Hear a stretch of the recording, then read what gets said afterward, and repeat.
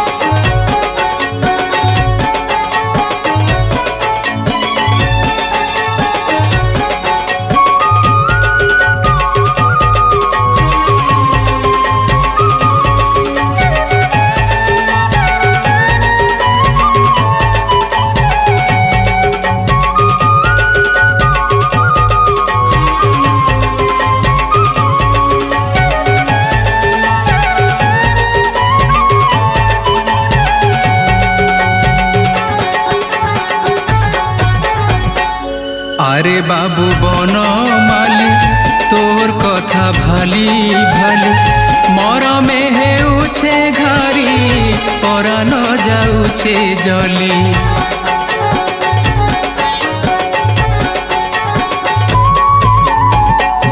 আরে বাবু বনমালী তোর কথা ভালি ভালি মরমে হেউছে ঘারি পরাণ যাউছে জলি। কেনে রহি গলু রে টিয়া দেইথিলু রে কেনে রহি গলু রে টিয়া দেইথিলু রে তোর বিনা জিমি রে মুই মরি। কাহি গলু ধনতি আরে ফিরি কাহি গলু ধনতি আরে ফিরি কাহি গলু ধন তুই আরে ফিরি।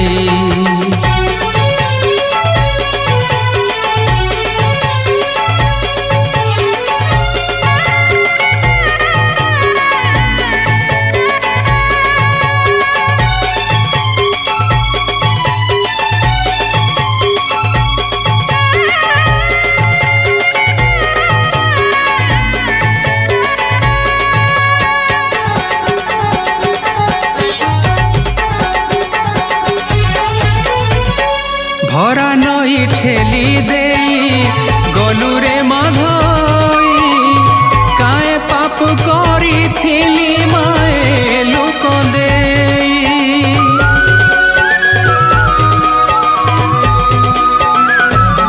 ও সুখ শ্রদ্ধা মোর লুহু হেই যায় বহি মধুপুরে রহি মতে হেতু কলু নাই। ধন ততে অছি রে নাই পারে বচি রে ধন ততে অছি রে নাই পারে বচি রে তোর বিনা জিমি রে মুই মরি। কেন ছু ধন তুই আরে ফিরি কেন ছু ধন তুই আরে ফিরি কেন ছু ধন রে আরে ফিরি।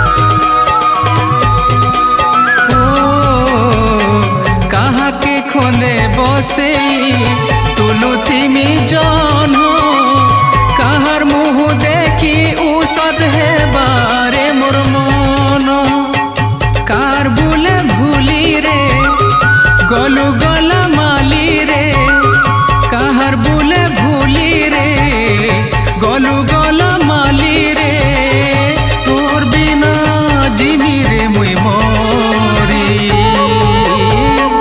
কেন ছুধন তুই আরে ফিরি কেন ছুধন তুই আরে ফিরি কেন ছুধন রে আরে ফিরি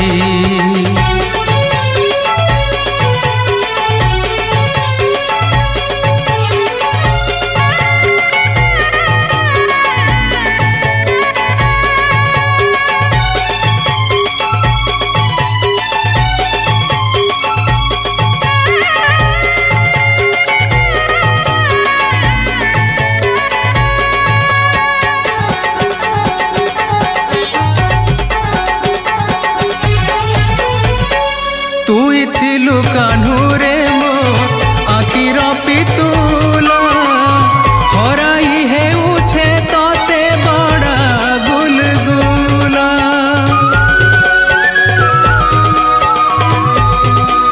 কাহ্নরে ততে পাই মোর মনে কেতে আশা থিলা আশাকে নিরাশা করি গলু আরে বলা আখির পানি আখিরে ঝরি যায় সুখিরে আখির পানি আখিরে ঝরি যায় সুখিরে তোর বিনা জিমিরে মুই মরি কাহি গলু ধন তুই আরে ফিরি কাহি গলু ধন তুই আরে ফিরি কাহি গলু ধন